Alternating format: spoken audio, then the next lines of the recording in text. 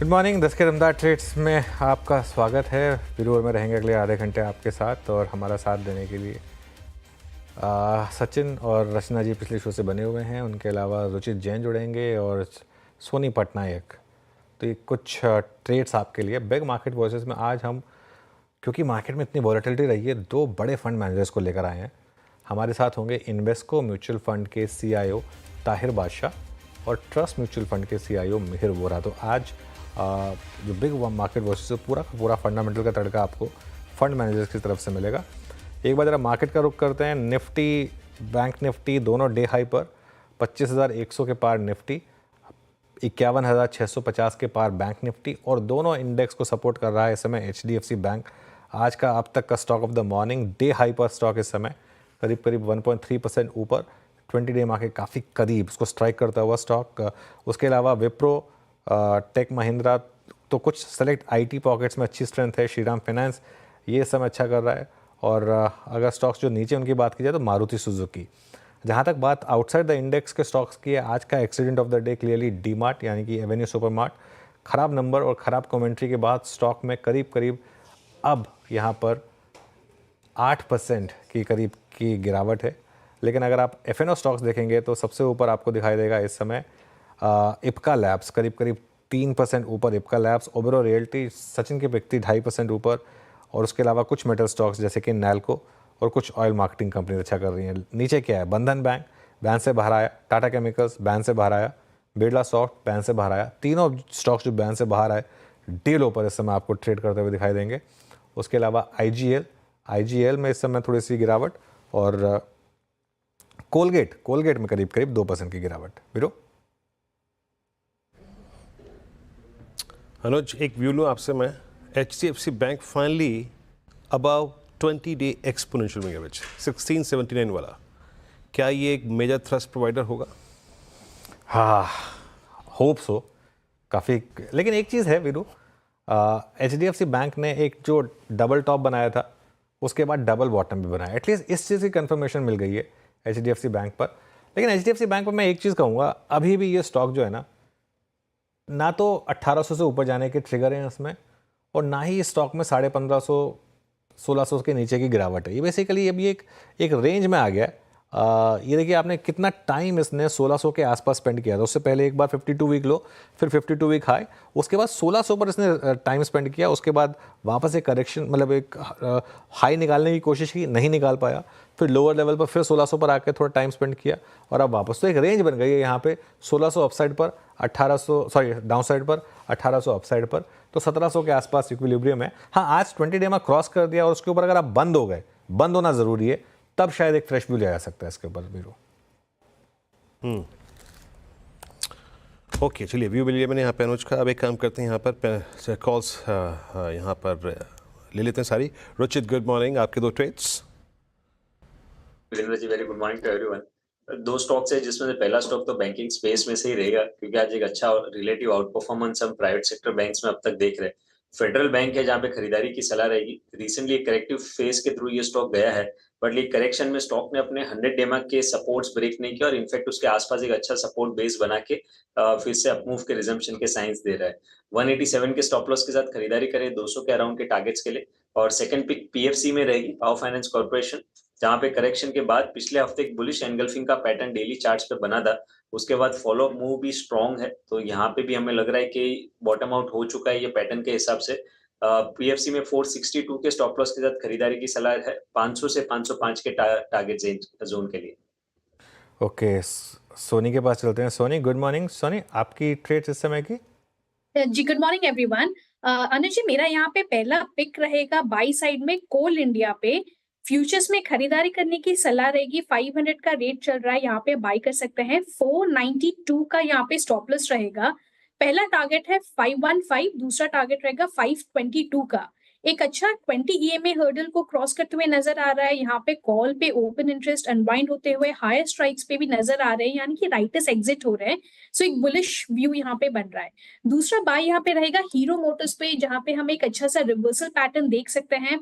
Hero Motors मुझे लगता है यहाँ पे 5500 के अच्छे सपोर्ट को पकड़ते हुए एक अच्छा रिवर्सल दिखा रहा है। सो फ्यूचर्स में खरीदारी करने की सलाह रहेगी। 55.70 55.75 इस रेट पे बाई कर सकते हैं। 55.10 फ्यूचर्स में स्टॉप लॉस लगाइए, टारगेट यहाँ पे रहेगा 5700। ओके, आपके दो ट्रेड्स हो गए यहाँ पे। रचना जी, आपके दो ट्रेड्स 10 बजे के। 10 बजे के दो ट्रेड्स में एक मैं एफएनओ सुपरस्टार को रिपीट करना चाहूंगी, विच इज एचडीएफसी बैंक।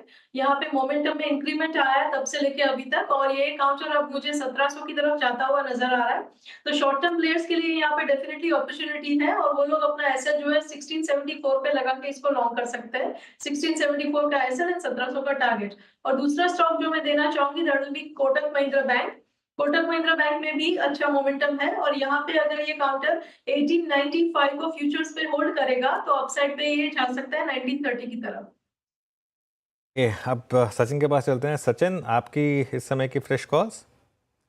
अनुज जी, एक तो स्टॉक रिपीट हो रहा है यहाँ पर, मुझे भी लग रहा है कोटक महिंद्रा बैंक में जिस तरीके से एक टर्न अराउंड हुआ है एंड मंथली हुआ एक क्लस्टर अभी ब्रेक हुआ है मिड ऑफ द मंथ में, तो मुझे लग रहा है काफी शिफ्ट यहाँ पर नजर आएंगे एंड ये रैली मुझे लग रहा है 1980 तक एक्सटेंड होनी चाहिए। तो एक कॉन्फिडेंट बेस से एक काफी शार्प टर्न अराउंड हुआ है, तो मोमेंटम भी काफी शानदार है। 1886 के फ्रेश स्टॉप लॉस के साथ अभी भी यहाँ पर मोमेंटम चेज करने की सलाह होगी 1980 के टारगेट के लिए।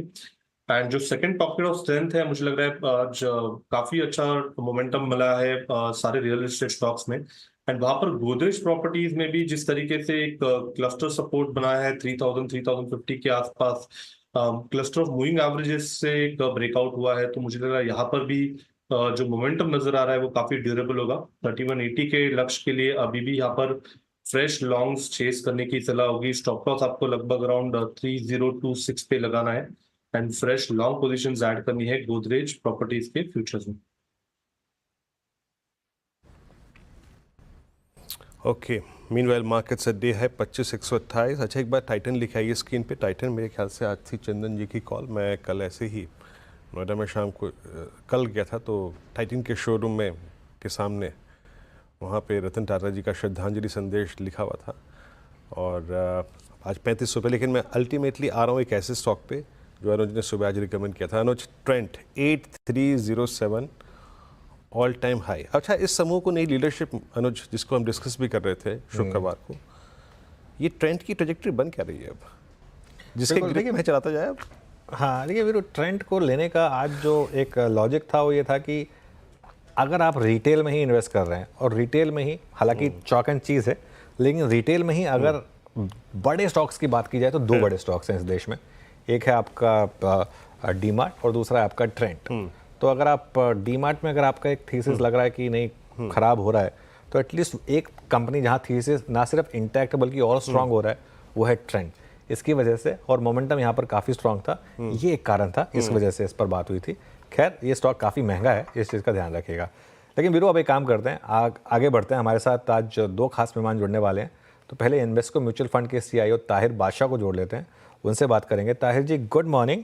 ताहिर जी, पहले तो ये जो हम अभी बात कर रहे थे, रिटेल स्पेस में जिस तरीके के मूव बने हैं पिछले कुछ समय में, कहाँ टाइट ये आपका ट्रेंड में एक वन वे री रेटिंग हुई है, कहाँ आपका डीमार्ट में इतनी मैसिव डिक्लाइन आई है, दूसरी तरफ जोमेटो जैसे स्टॉक्स हैं जो भी अब थोड़ा सा एक ऑलमोस्ट इस कैटेगरी में आ गए हैं स्टॉक्स। टाइटन हालांकि कम्प्लीटली अलग है, लेकिन वहाँ पर काफ़ी मूव्स हैं। यहाँ पर अब एक पोर्टफोलियो इन्वेस्टर की अप्रोच क्या होनी चाहिए? नहीं, देखिए, रिटेल में भी मतलब आपने जो 2-3 नाम जो आपने बताए, उनमें भी मतलब अलग अलग बिजनेस मॉडल्स है, अलग अलग ड्राइवर्स है और अलग अलग लीवर्स है ग्रोथ के, तो उनको वो डायरेक्टली तुलना करना एक्चुअली मुश्किल हो जाता है। बट मैं आपकी बात समझ रहा हूँ कि basically all these three are plays on the retail market. लेकिन जहाँ तक पिछले 2-3 साल या 2 साल का एटलीस्ट मार्केट का रुख रहा है, इन सब चीज़ों में रिटेल जनरली थोड़ा डिफिकल्ट रहा है एज अ स्पेस। और आप ज्वेलरी रिटेल की बात करें तो उसमें हमें ये जानना जरूरी है कि एक्चुअली इसमें एक नेचुरल टेलविंड होता है जो गोल्ड प्राइसेस के समान में आपको मिलता है, तो उसके लिए डायनामिक्स थोड़े बहुत अलग हो जाते हैं। तो आई थिंक ज्वेलर्स को अगर हम साइड पे रखें या उसको अलग से देखें, तो फिर if you come to the core retail, जहाँ पे अपैरल रिटेलर्स हो या ग्रोसरी रिटेल है, वहाँ पे it is not been a smooth ride, और एग्जीक्यूशन पे बहुत सारा एक्चुअली डिपेंडेंस रहा है। जहाँ जहाँ एग्जीक्यूशन स्ट्रांग रहा है, वहाँ मार्केट ने डिस्प्रोपोर्शनली रिवॉर्ड दिया है, और ये इसेंशली कहानी रही अब तक की। And I think that is where market will be focused on, कि जहाँ जहाँ एग्जीक्यूशन अगर स्ट्रांग आते जाता है और मार्केट अपॉर्चुनिटी राइट तरीके से अगर मैनेजमेंट एस्टिमेट कर लेता है और उसके समान काम करता है, तो I think they will always be able to kind of grow better than the, या जगह बन जाएगी आपके लिए to be able to grow faster than the industry. So I think there are some players who are managing that, और कुछ ऐसे हैं जो वहां पे मतलब थोड़ी बहुत उन्हें दिक्कत आ रही है, but things can change over a period of time. So we will have to उस तरीके से देखना पड़ेगा कि जहाँ जहाँ एग्जीक्यूशन स्ट्रांग है और जहाँ जहाँ अपॉर्चुनिटी साइज बड़ी है, वहाँ पे हमें we will have to probably place more focus, more attention compared to the others. दूसरा जो मेन टॉपिक है मार्केट को जिसने काफ़ी समय से तंग किया है, वो है लार्ज प्राइवेट बैंक्स, चाहे HDFC बैंक हो, कोटक हो, ICICI बैंक हो। हायर लेवल पर क्लियरली यहाँ पर शायद एक FI सेलिंग का इम्पैक्ट है, जो भी है। ये पॉकेट क्या अभी भी मार्केट के लिए थोड़ा सरदर्दी रहेगी, या यहाँ पर अब मौके हैं? तो देखिए, मौके है यहाँ पे, और काफी समय से हम देख रहे हैं कि मतलब ये एक वैल्यू स्पेस में आके आ चुके हैं। एंड यही एक एज ऑफ नाउ एक ऐसी पॉकेट ऑफ द मार्केट है जहां हम ये कॉन्फिडेंस से कह सकते हैं कि वहाँ पे चीपनेस है या वैल्यू है। लेकिन ऑब्वियसली ये ऐसी सेगमेंट है जहाँ पे मतलब रिटर्न एक्सपेक्टेशंस आप बहुत ज़्यादा नहीं रख सकते। हालांकि मतलब 12 से 15% की बुक की कंपाउंडिंग ज़रूर हो सकती है यहाँ पे, और कुछ अगर ऐसी कंपनीज है जहाँ पे वैल्यूएशन उनके lower end of the valuation band पे है, या ऐसे कुछ बैंक्स है, तो मुझे लगता है कि वो उधर शायद बुक वैल्यू कंपाउंडिंग से ज़्यादा रिटर्न आपको स्टॉक प्राइस में नज़र आ सकते हैं। सो आई थिंक ये एक वैल्यू अप्रोच यहाँ पे हम काफी समय से लेते आ रहे हैं, और वैल्यू की यही खासियत होती है कि उसमें पेशेंस रखना जरूरी हो जाता है। So I think we are keeping the necessary level of patience. मुझे लगता है कि साइकिल या यहाँ पे मतलब लीवर्स, पॉजिटिव लीवर्स इस सेगमेंट में शायद इंटरेस्ट रेट्स के कर्व कुछ चेंज होते हुए आ सकते हैं। इनिशियल फेज में शायद ये प्रॉफिटेबिलिटी या मार्जिन्स के लिए थोड़े बहुत डिसएडवांटेजेस हो सकता है, लेकिन हम जानते हैं कि पिछले 1-1.5 साल में ज़्यादा प्रॉब्लम कॉस्ट ऑफ डिपॉजिट्स की रही है। सिस्टम में डिपॉजिट्स की किल्लत रही है और कॉस्ट वहाँ पे ज़्यादा रही है। उस हिसाब से मार्जिन की कंप्रेशन ज़्यादा रही है। तो मुझे लगता है कि द सेकंड फेज जहाँ we start seeing some better liquidity in any case दिख रही है, और कॉस्ट भी अगर कॉस्ट ऑफ फंड्स भी अगर हम मॉडरेट होते हुए देखें, तो शायद that can act as a possible positive trigger which may lift valuations over a period of time. तो I think value proposition है यहाँ पे, and we should think of it as such. Okay, ताई good morning, Viren this side from Delhi studio. अभी इस earning season की जो शुरुआत हुई, TCS ने जिस प्रकार के नंबर्स दिए, या फिर एक और चीज़ है, मैं US में बैंक्स के नंबर्स जिस प्रकार की उम्मीदें हैं इस बार, आप IT पे क्या व्यू लेके चल रहे हैं? मैं ये प्रश्न इसलिए कर रहा हूँ जाहिर, क्योंकि दो चीज़ें हैं IT में। IT चल भी बहुत चुका है, लास्ट 3 महीने डोमिनेट किए इसने, बट अगर आप हिस्टोरिकल हाई से निफ्टी के कंपेयर करें तो अभी भी बहुत स्टिल डिफरेंस परसिस्ट करता है। IT पे क्या व्यू ले रहे हैं आप? अच्छा वीरू जी, अगर हम सिर्फ IT सर्विसेज की बात करें तो फिर थोड़ा आई एग्री विथ यू कि मतलब यहाँ पे वैसे न केवल हमने मार्केट का एक मूव दिखा है, और शायद TCS के अगर हम नतीजे उसको अगर फॉर अ मोमेंट हम उसको इग्नोर भी करें, क्योंकि बहुत सारे इंडस्ट्री के और रिजल्ट आना बाकी है, तो हम उस प्रकार से ट्रेंड बना नहीं सकते अब तक। लेकिन आई थिंक इन जनरल मतलब यहाँ पे ग्रोथ की ट्रेजेक्टरी इतनी ज्यादा लिफ्ट नहीं होगी, वो हमें भी पता है। मतलब वी नो दैट ये अगर 5-7% की ग्रोथ पिछले 1-2 साल रही है तो शायद ये 5-7% वाला 10-12% हो सकता है। ये 15-20% वाली ग्रोथ स्टोरी इमीडिएटली नहीं बन सकती है। बट आई थिंक यहाँ पे जिस तरीके से वैल्यूएशंस की मूवमेंट आती है वो ज़्यादातर वो इंक्रीमेंटल ग्रोथ की डेल्टा को देख के ही आती है। तो आई थिंक FY26 के बेसिस पे शायद ये कुछ स्टॉक्स ऑलरेडी जैसे आपने कहा मूव दिखा चुके हैं और शायद प्राइसिंग में है, वैल्यूएशन में उनको रिफ्लेक्ट हो रहा है। लेकिन आई थिंक दिस साइकिल अगर 27 भी अगर कॉन्फिडेंस आता है कि over a period of time AI related जो बेनिफिट्स है वो भी शायद अक्रू होने लग जाए कंपनीज के लिए। एंड जो डील फ्लोज की मोमेंटम हमने पिछले 4 क्वार्टर से देखी है वो भी अगर सस्टेन होती है तो I think over a period of time और थोड़ा ग्रोथ की मोमेंटम या स्टॉक्स में और थोड़े री-रेटिंग की पॉसिबिलिटी बन सकती है। बट आई थिंक जहाँ तक हमारा फोकस है, I think we are now thinking about technology and not just IT services. अब तक के लिए हमारे पास from an India standpoint generally global tech companies ही एक ऑप्शन रहा है and अभी भी है, मतलब that is still a large part of the overall opportunity set. लेकिन टेक्नोलॉजी अडॉप्शन बहुत सारी अलग अलग चीज़ों में हो रहा है, consumer fintech, financial tech also. हम अगर आर्टिफिशियल इंटेलिजेंस की बात करें तो अलग अलग तरीके से मतलब टेक्नोलॉजी की बेनिफिट उसमें उभर के आ रही है। It is extending to other sectors also such as industrials, जहाँ पे टेक का प्रभाव इम्पोर्टेंट हो सकता है, for example in power transmission in particular. तो इस तरीके से हमें चॉइस नहीं है, लेकिन हम टेक्नोलॉजी को और थोड़ा एक वाइडर बास्केट के फॉर्म में हम अब हमें देखना पड़ेगा and that is how we will have to build the opportunity set for us. अच्छा ताहिर, कुछ इंटरेस्टिंग पॉइंट्स थे, लेवल्स थे, उस पर बात मैं जरूर करना चाहूँगा। कैपिटल गुड्स इस वक्त थोड़ा सा जिसे कहते हैं मीन बिल्कुल एक चैलेंजिंग फेज में है। EVB सिमेंट्स बहुत स्ट्रॉन्ग मूव जनरेट कर रहे हैं। LNT में काफ़ी सेलिंग हुई लास्ट एक महीने में, almost technically to around 200 day exponential average. Capital goods पे आप लोग क्या सेंस ले रहे हैं, और LNT इस पॉइंट पे या फिर कैपिटल गुड्स इस पॉइंट पे आपको किस तरीके से प्लेस्ड लग रहे हैं? तो कुछ समय से विरोध हम मैं कहूँगा almost since beginning of this fiscal year April से करीब करीब हमने मतलब इंडस्ट्रियल्स पे थोड़ा हमारा रुझान हमने थोड़ा कम करने की कोशिश की है। वेटेज जो वहाँ पे है वहाँ पे थोड़ा हमने हल्का होने की कोशिश की है, और बहुत ज़्यादा ओवरवेट पोजीशन हम लेके चल रहे थे। करीब करीब 500 से 700 बेसिस पॉइंट का ओवरवेट स्टैंस था हमारा बहुत सारे पोर्टफोलियोज में। उसको हमने कुछ हद तक मॉडरेट किया है। मैं ये नहीं कहूँगा कि हमने इंडस्ट्रियल स्पेस को बहुत इग्नोर किया है या उसमें बहुत ज़्यादा हमने कटौती की है, लेकिन क्लियरली हमने थोड़ा बहुत उसमें मॉडरेट करने की ज़रूरत ज़रूर देखी है, स्पेशली गिवन द मूवमेंट जो हमने स्टॉक्स में देखा है, इंडिविजुअल सेक्टर्स और सेगमेंट्स में देखा है, चाहे वो रेलवेज हो या डिफेंस हो या जनरल इंजीनियरिंग इंडस्ट्रियल कंपनीज हो। लेकिन ये फिर भी एक अब भी एक पोर्टफोलियोज का एक कोर हिस्सा है, और वहाँ पे अर्निंग्स की visibility as of now relatively better है। इनमें हम सब जानते हैं कि दो इन्फ्लुएंसर्स है ये सेक्टर में, one is the order flow और दूसरा है order execution. And I think order flow की हम अगर बात करें और ऑर्डर बुक्स की अगर बात करें तो हमें इतनी ज़्यादा हमें दिक्कत नहीं है या डिस्कम्फर्ट नहीं है।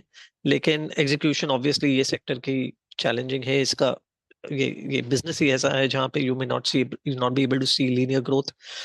तो आई थिंक जहाँ तक मेरी समझ है, मुझे लगता है कि ये सेक्टर में आगे जाके देयर विल बी डिफरेंशिएशन। पिछले 1-1.5 साल में जो हमने देखा है इज, जैसे कहते हैं कि rising tide lifts all yards, वैसे वाली बात हो गई है, जहाँ पे almost all companies without exception have performed well. लेकिन आने वाले दिनों में, आने वाले क्वार्टर्स में execution will matter a lot. Markets will demand growth, और ग्रोथ के जो नंबर्स और आंकड़े जो एस्टिमेट्स है उन पे ज़्यादा डिमांड होगी, और इस तरीके से there will now be a differentiation. हो सकता है कि ये सेक्टर में कुछ सब सेक्टर्स ज़्यादा अच्छे करें कंपेयर टू द अदर्स, कुछ stocks depending upon once again execution ज़्यादा आपको आउट परफॉर्मेंस दे सकते हैं compare to some of the others. So I think कुछ ऐसे पॉकेट्स हैं, न केवल इंडस्ट्रियल्स में कहूँगा, कुछ और भी जो out performing segments of the market रही है, वहाँ पे डिफरेंशिएशन अब एक इम्पॉर्टेंट हिस्सा बन जाएगा, एंड टू दैट एक्सटेंट आप स्टॉक सिलेक्शन पे आपको ज़्यादा फोकस और ध्यान करना पड़ेगा। सिलेक्शन पे ज़्यादा ध्यान देना होगा, ये बिल्कुल एक क्लियर कट अप्रोच है। एक आखिरी सवाल, ये चाइना फैक्टर मार्केट के लिए कितना इंपॉर्टेंट होगा? मैं सिर्फ मेटल्स के पर्सपेक्टिव से नहीं पूछ रहा हूँ, लेकिन कंसिडरिंग कि पिछले हफ्ते 10 दिन में काफ़ी लोगों ने कहा है कि भारत से पैसा निकल कर शायद चीन में जा रहा है और FIIs की काफ़ी अग्रेसिव सेलिंग हो रही है इंडिया में, क्या वो कंटिन्यू करेगी? सोनू जी, जहाँ तक मेरी यहाँ पे अंडरस्टैंडिंग है, देखिए हमने ये फिनोमिनन करीब 2022 के एंड में भी हमने जब देखा था कि India was relatively more expensive compare to China, और चाइना में एक अनलॉक लॉकडाउन से निकलने का एक जो अपॉर्चुनिटी था वो 2023 में आने की शक्यता थी। ऑलरेडी इंडिया में वो बात हो चुकी थी, प्ले आउट हो चुकी थी। So I think we saw investor movement away from India and to China, and लेकिन China unfortunately as an economy could not deliver, and बहुत ही कम समय में हम जानते हैं कि करीब 6 महीने में या less than that investor attention reversed और वापस हमने इंडिया की तरफ पॉजिटिव रुझान दिखा था।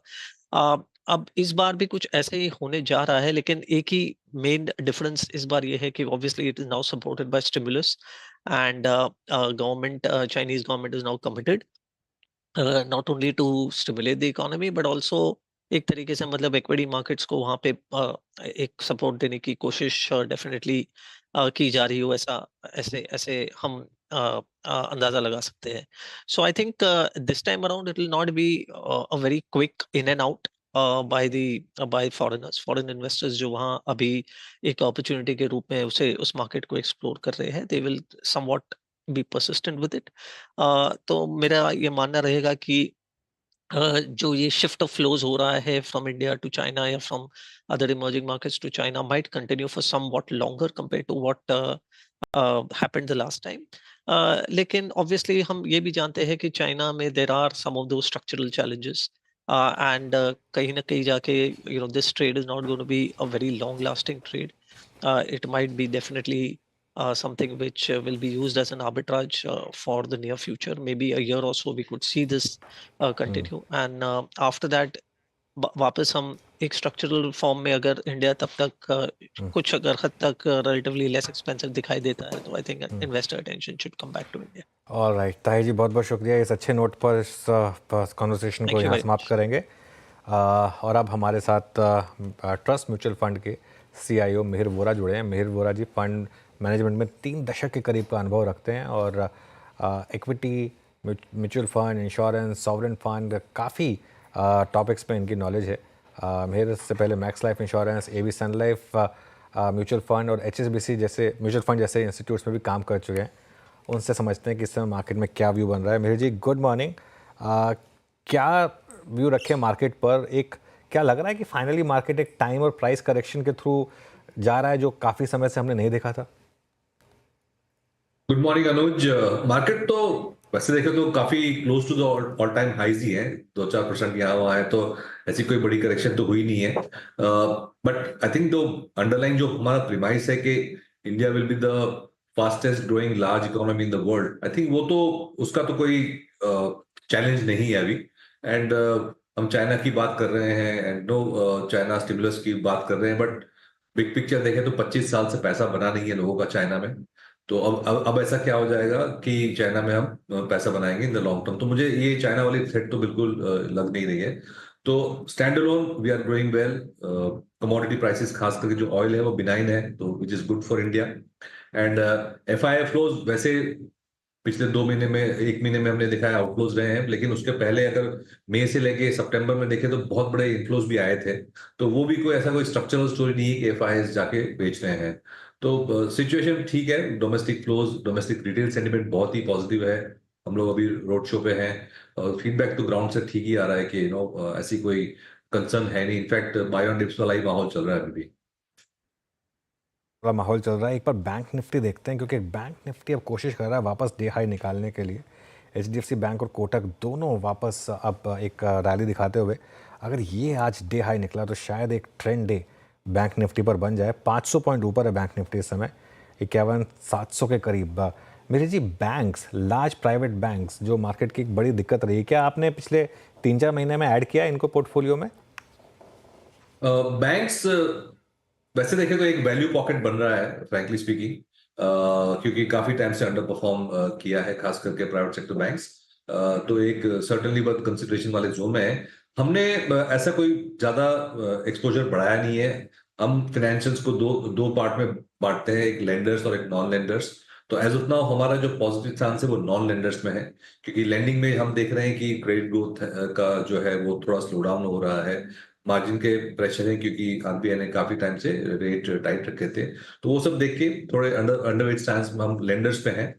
नॉन लेंडर्स में जिसमें आ जाता है wealth management, capital management, capital markets, broking, insurance, उस तरह के जो प्लेज हैं उसमें हमें ज्यादा अट्रैक्शन दिख रही है। तो हम नॉन लेंडर्स पे ज्यादा पॉजिटिव है एज ऑफ नाउ।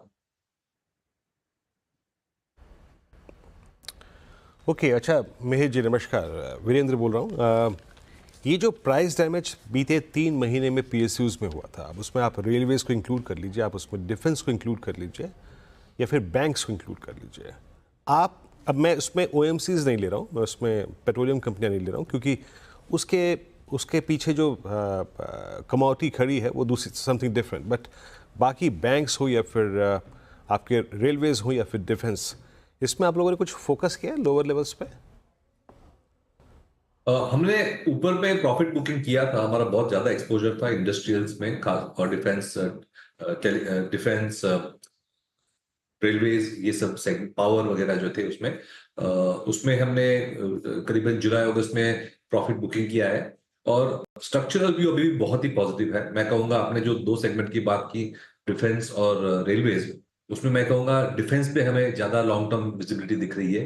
रेलवेज में भी दिख रही है, लेकिन नेक्स्ट 4-5 साल के डिफेंस तो मुझे लग रहा है कि 10-20 साल की स्टोरी हो सकती है। तो डिफेंस इज वन सेक्टर जहां पे हमने प्रॉफिट बुकिंग किया था, but we would definitely look to add at some point in time. And in general मैं कहूंगा कि जो फिजिकल एसेट क्रिएशन की थीम है, जिसमें इंफ्रास्ट्रक्चर, रियल एस्टेट और मैन्युफैक्चरिंग वाली थीम आ जाती है, तो उसमें कैपिटल गुड्स की बहुत ज्यादा इंपॉर्टेंस है। उसके बिना हम 7% जीडीपी ग्रोथ रेट नहीं कर पाते। तो ये डेफिनेटली एक सेक्टर है जहां पे हम लॉन्ग टर्म बुलिश रहेंगे, जिसमें डिफेंस, पावर, उस तरह के भी सेगमेंट्स आ जाते हैं। अच्छा, एक स्पेस जिसको आप बहुत अच्छी तरीके से जानते हैं मेहर जी, मैं तमाम इंश्योरेंस कंपनियों पे आपकी राय चाहूँगा। इस बार के मूव में इनका बिहेवियर थोड़ा डिफरेंट है। मैक्स लाइफ को देखिए, आप एचडीएफसी लाइफ को देखिए, आप एसबीआई लाइफ को देखिए, ये अपने करियर के हाईएस्ट क्लस्टर पे ट्रेड कर रहे हैं। आपका व्यू इस वक्त इस स्पेस पे? देखिए, जैसे मैंने कहा ना, जो सेविंग्स चैनलाइज जो कर रही है, जो सेगमेंट्स, उसमें insurance, asset management, wealth management, broking, capital markets link जो स्टॉक्स हैं, उसमें ग्रोथ रेट सिक्योरली ज्यादा रहेगी, क्योंकि सेविंग्स पूल बढ़ते जा रहा है। और सेविंग्स पूल जब बढ़ता है तो ये सब सेगमेंट्स हैं जहां पे सेविंग्स को चैनलाइज किया जाता है, वो ग्रोथ रेट अच्छी रहेगी। तो इंश्योरेंस एक डेफिनेटली मैं कहूंगा एक लॉन्ग टर्म कंपाउंडिंग स्टोरी है, क्योंकि उसमें 2-3 तरह के एडवांटेज होते हैं। एक तो जो एग्जिस्टिंग पोर्टफोलियो है वही ऑर्गेनिकली 8-10-12% से बढ़ता रहता है, प्लस उसके ऊपर जो आपके पास आते हैं नए प्रीमियम्स आते हैं, और उसके ऊपर रिन्यूअल्स भी आते हैं। तो एक बहुत ही स्टेबल कंपाउंडिंग स्टोरी बन जाती है। तो इसलिए मैं कहूंगा कि सेविंग्स वाली जो सेगमेंट्स है, जिसमें इंश्योरेंस एक इंपॉर्टेंट पार्ट है, we would continue to be positive. क्या आईटी पर क्या व्यू बन रहा है अब मेहर जी इस समय, कंसिडरिंग इस हफ्ते बाकी के सारे नंबर्स आ जाएंगे, पिछले हफ्ते टीसीएस के नंबर्स आ गए थे? सॉरी, आप रिपीट करेंगे क्वेश्चन को? लार्ज कैप आईटी पर अब क्या व्यू बनेगा? लार्ज कैप आईटी, देखिए मेरा व्यू स्ट्रक्चरली मैं कहूंगा कि ये moderate risk return, almost boring kind of a segment हो गया है, क्योंकि जो कंपनीज हैं ऐसी कोई इनोवेटिव चीज कर नहीं रही हैं। 7-8-9% ग्रोथ पे लोग सेटिस्फाइड हैं, और ये मैं कहूंगा एक good high quality bunch of companies है जहां पे कोई ऐसी कोई बड़ी ग्रोथ एस्पिरेशंस नहीं है। तो डिफेंसिव एक कैरेक्टरिस्टिक बन गया है ये सेगमेंट का। तो जब हमें लगता है कि डोमेस्टिक इकोनॉमी बेटर करेगी, तो मेरे ख्याल से ये सेक्टर से ज्यादा बेटर सेक्टर जो हमारे बाकी सब सेगमेंट्स हैं, जैसे हमने बात करी फाइनेंशियल्स हैं या कैपिटल गुड्स, इंफ्रास्ट्रक्चर, कंज्यूमर, वो उसको आउट परफॉर्म करेंगे। मैं कहूंगा आईटी स्ट्रक्चरली अंडर परफॉर्म कर सकता है। ओके, बहुत बहुत धन्यवाद मेहर जी हमारे साथ जुड़ने के लिए और आज हमसे बात करने के लिए। डेफिनेटली। सब टॉपिक्स पर। चलिए अब एक काम करते हैं, इस शो को यहाँ समेट लेंगे। कंचन और